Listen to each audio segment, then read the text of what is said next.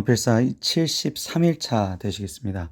오늘은 미련한 자의 교훈, 많이 이제 보셨던 주제인데, 솔로몬의 제2 잠언집에서 새롭게 보실 수 있는 미련한 자의 교훈이 되겠습니다. 잠언 26장 1절부터 9절까지 말씀이고요. 1절부터 보시겠습니다.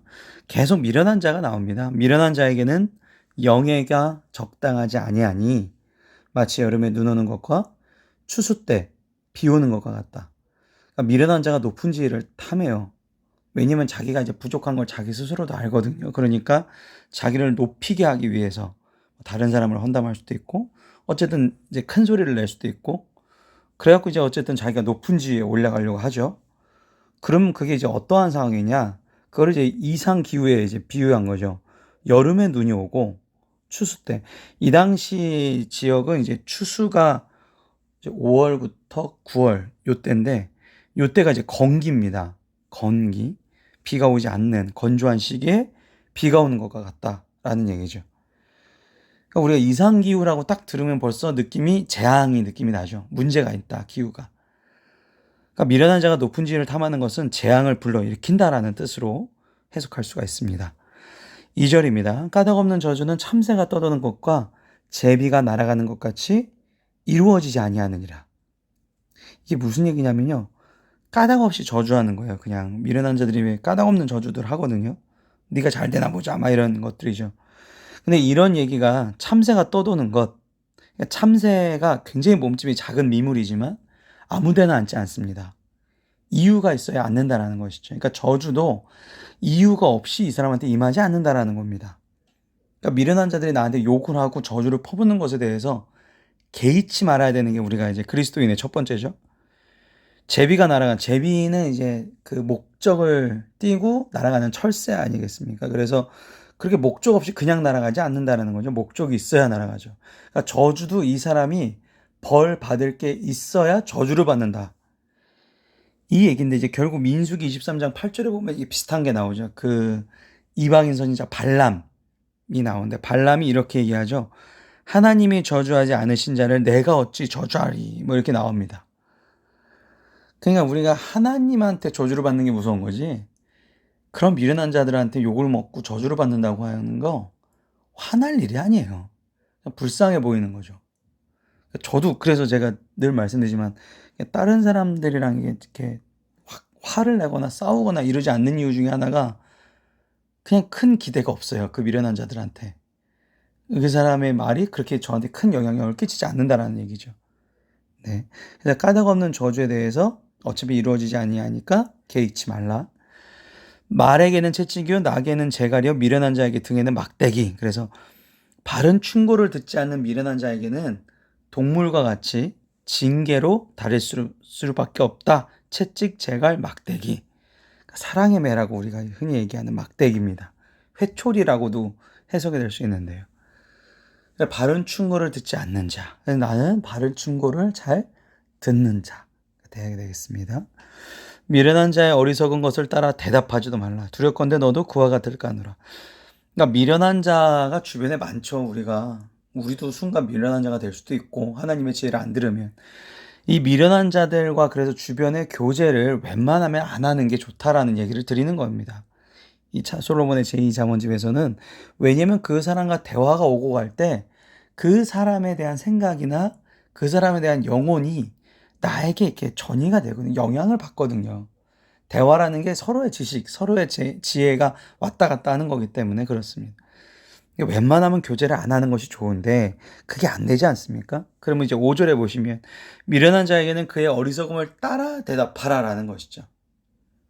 두렵건대 그가 스스로 지혜롭게 여길까 하노라. 그러니까 미련한 자들은 미련한 자의 특징이요. 말이 많고 목소리가 큽니다. 목소리가 크고 말이 많으면 미련한 자일 가능성이 높아요. 왜 그러냐면 이제 나이가 굉장히 많이 들어가실수록 왜 이렇게 이런 얘기 많이 하시잖아요. 내 얘기 좀 들어봐. 내 얘기 좀 들어줘. 막 이런 얘기를 이제 많이들 하시는데, 그게 이제 뇌 구성상에 그렇게 되는 거죠. 점점 이제 어린애 때로 다시금 회귀가 되기 때문에 내 얘기를 이 사람한테 전달해야 되만 한다. 그래서 애기들은 더 소리치고 아빠 이거 사줘 울기도 하고 떼를 쓰기도 하죠. 내가 떼를 많이 쓰기 시작한다? 그럼 벌써 내 뇌가 많이 퇴화하고 있다는 증거라 그럽니다, 뇌과학 쪽에서는. 그러니까 미련한 자에게는 그의 어리석음을 따라 대답하라. 이게 참 대단한 문구예요. 솔로몬이 잘 쓴 것도 있고 히스기야의 신하들이 잘 재편집한 것도 있겠죠. 미련한 자에게는 그의 어리석음을 따라 대답하라는 거죠. 이 사람이 그냥 이렇게 크게 계속 소리치고 있으면 그래 응 그래 이렇게 넘어가. 신경 쓰지 말고 넘어가. 근데 이 미련한 자가 자꾸만 어리석음을 자꾸만 너무 막 강요하고 이러면 이제 잘못을 좀 지적을 해줘야 된다는 거죠. 왜 그러냐면 여기 뒤에 보시면 나오지만 스스로 지혜롭게 여길까. 어리석음이 이 사람이 계속 반복되지 않도록 해주는 게 우리 또 그리스도인의 의무이기 때문에 그래 맞아 그래. 근데 요건 조금 이렇게 하면 좋겠네. 처음에는 그냥 이렇게 순응해주고 뒤에는 이렇게 싹 바꿔주고. 처음부터 지적하면 큰일 나겠죠. 싸움 나죠.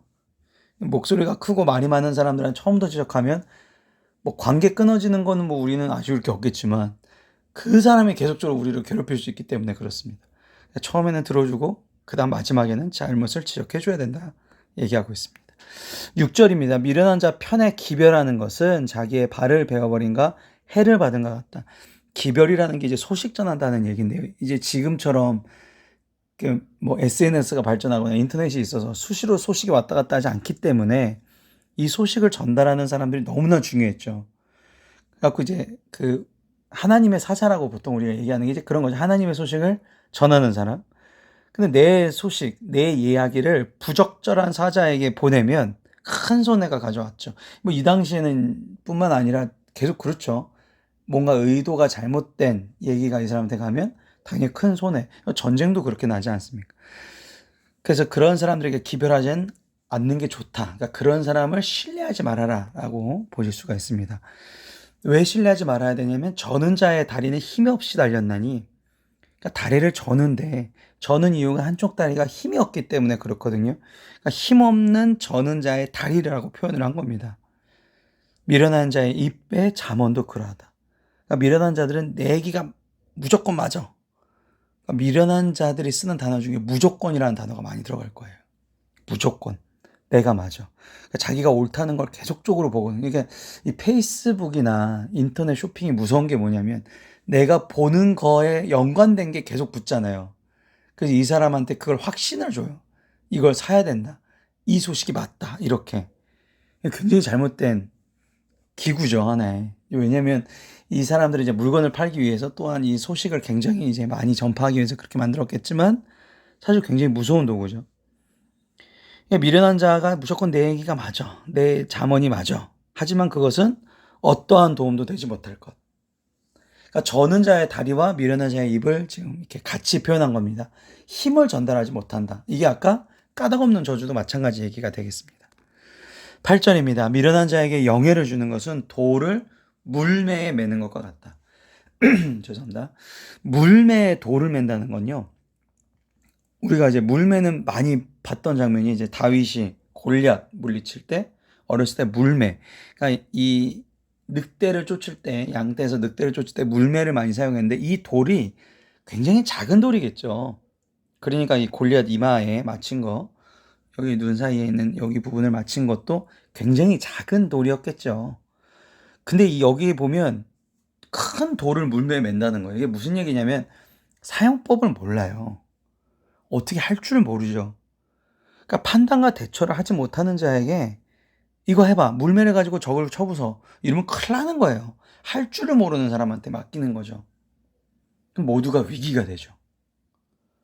그러니까 미련한 자에게 영향을 주는 것 이게 되게 위험한 일이 됩니다. 그러니까 우리도 가끔 어디 단체 가면 회장이나 혹은 직책을 맡는 사람들이 목소리가 크거나 굉장히 나서는 걸 좋아하시는 분들이 많이 된단 말이에요. 돌을 물매에 매는 것과 같은 위기를 자초할 수 있다라는 것이죠. 9절 미련한 자의 입의 잠언은 술 취한 자가 손에 든 가시나무 같다. 그래서 이들이 말하는 잠언은 가시나무인데 가시나무가 얼마나 위험합니까? 그죠? 가시가 있는 나무이기 때문에 위험하죠. 근데 이게 술 취한 자가 들고 있으면 더 위험하죠. 그래서 이 사람이 하는 말들이 굉장히 남에게 상처를 줘요. 그래서 미련한 자의 입은 잠언이 이 잠언은 그러니까 하나님이 이렇게 솔로몬을 통해서 주신 잠언은 우리가 그냥 인용하는 서 그치지 않고 우리가 실생활에서 적용하는 굉장히 중요한 잠언 아니겠습니까? 근데 자기 말이 옳다고 주장하는 이런 잠언들은 주변 사람들을 가시나무로 찌르는 것과 같다라는 것이죠. 우리는 그러한 사람이 되면 안 되겠습니다. 항상 다른 사람을 먼저 긍휼히 생각하고 사랑하는 언어를 많이 사용하시는 저와 여러분 되시기를 바랍니다. 윤여 목사였습니다. 수고하셨습니다.